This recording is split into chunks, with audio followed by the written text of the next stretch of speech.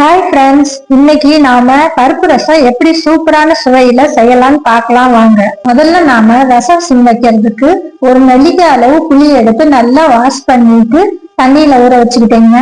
இப்ப நாம செய்யறது பருப்பு ரசம்னால முதல்ல பருப்பை வேக வச்சுக்கலாங்க. குக்கர்ல ஒரு அரை டம்ளர் அளவுக்கு பருப்பு போட்டுக்கிட்டேங்க. நாங்க எங்க வீட்டுல பருப்பு அதிகமா சாப்பிட மாட்டோம், கம்மியா தான் சாப்பிடுவோம். அதனால அரை டம்ளர் அதிகமா நீங்க சாப்பிடுற மாதிரி இருந்துச்சுன்னா கொஞ்சம் கூட சேர்த்து உங்க தேவை அளவுக்கு போட்டுக்கோங்க.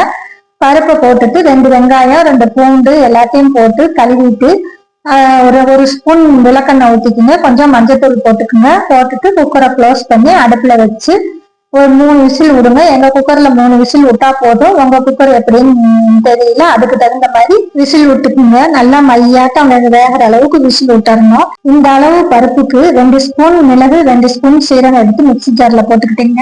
ஒரு 10 பூண்டு பல் போட்டுக்கிட்டீங்க. போட்டுட்டு நல்லா கொரன்னு அரைச்சி எடுத்துக்கலாங்க.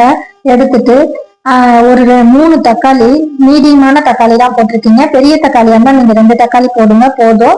3 தக்காளி எடுத்து இப்படி அரிஞ்சு போட்டுக்கலாங்க. போட்டுட்டு மறுபடியும் மிக்சி ஜார ஓட விட்டோம்னா நல்லா தக்காளி எல்லாம் அரைஞ்சிருங்க. நாம பருப்பு வேகிறதுக்கு இல்லாத இந்த ரசத்துக்கு கூட்டி வச்சுட்டோம்னா நமக்கு டைம் சேவ் ஆகுங்க. தக்காளி பழம்னா கையிலேயே நம்ம பிசைஞ்சோம்னா நல்லா கரைஞ்சிருங்க. ஆனா இப்ப வர்றதெல்லாம் நாட்டு தக்காளி கிடைக்கிறது இல்லைங்க. அதனால மிக்சியில போட்டு இப்படி ஒரு அடி அடிச்சுக்கிட்டோம்னா நல்லா கரைஞ்சிருங்க, கெட்டி கெட்டியா இருக்காது. இதை நல்லா ஒரு பாத்திரத்துல ஊத்திடலாம். அரைச்ச விழுத அப்படியே நம்ம ஊற வச்சிருந்த புளிய நல்லா கரைச்சி வடிகட்டி எடுத்து இதுல ஊத்திடலாங்க. இந்த விழுது அந்த புளி எல்லாத்தையும் ஊத்திட்டு தேவையான அளவு உப்பையும் போட்டுடலாங்க. போட்டு நல்லா கூட்டி வச்சிடலாம். நாம வேக வச்சிருந்த பருப்பு விசில் போயிடுச்சுங்க. அதை எடுத்து அந்த தண்ணி இதுல இழுத்து விட்டுறலாங்க. பருப்பை அப்படியே நிறுத்திக்கிட்டு முழுசா எல்லா தண்ணியையும் வடிகட்டின மாதிரி எடுத்து ஊத்தி இருந்தோங்க. இதுல அப்படியே சாச்சோம்னாவே குக்கர்ல தங்கிக்கும்.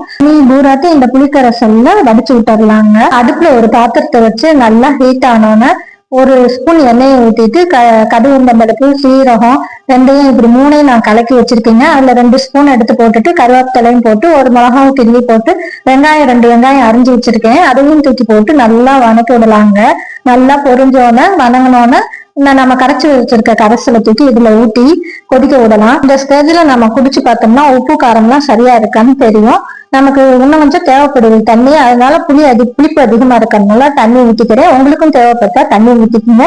நல்லா நுரக்கட்டி வரும்போது கொஞ்சம் ஒரு கொத்தம் தலையும் நல்லா கிள்ளி போட்டுருங்க. போட்டா இந்த ஸ்டேஜ்ல போட்டோம்னா ரொம்ப வாசமனமா இருக்கும். நல்லா நுரக்கட்டி சுத்தீவிர பொங்குற ஸ்டேஜ் வந்தோடனே ஆஃப் பண்ணிருங்க. அவ்வளவுதாங்க, பருப்பு ரசம் ரெடி. இப்ப நம்ம பருப்பு எப்படி செய்யறதுன்னு பார்க்கலாம் வாங்க. பருப்பை தண்ணியை வடிச்சிட்டு பருப்பை தனியா எடுத்து வச்சிருக்கோம்ல, அதை நல்லா மட்டை வச்சு கடையணுங்க. மையாட்ட நல்லா கடைஞ்சிட்டு அடுப்புல ஒரு வச்சு அதை நல்லா ஹீட் ஆனோன்னு ஒரு ஸ்பூன் நெய் ஊத்திக்கிங்க. அதுல கருவேப்பிலை போட்டு கடுகு பருப்பு சீரகம் எல்லாம் கலந்த கலவையும் போட்டு ஒரு மிளகாய் கிள்ளி போட்டுக்குங்க. ஒரு பெருங்காய கட்டியும் போட்டுக்குங்க. 2 வெங்காயத்தையும் போட்டு நல்லா வணக்கி விட்டுட்டு இந்த பருப்புல நாம எடுத்து வச்சிருக்க பருப்புல கொட்டி நல்லா கிண்டி விட்டுடலாங்க. கட்டி பெருங்காயம் போடலைன்னா தூள் பெருங்காயம் இந்த ஸ்டேஜ்ல போட்டுக்கலாங்க. தேவையான அளவு உப்பையும் போட்டுக்குங்க. போட்டுட்டு அவ்வளவுதாங்க, சூப்பரான பருப்பும் ரெடிங்க, பருப்பு ரசமும் ரெடிங்க. இது மாதிரி ஒரு நாளைக்கு செய்யுங்க. எப்படி இருக்குன்னு கமெண்ட் பண்ணுங்க. அப்படியே சப்ஸ்கிரைபும் பண்ணுங்க, லைக்கும் பண்ணுங்க.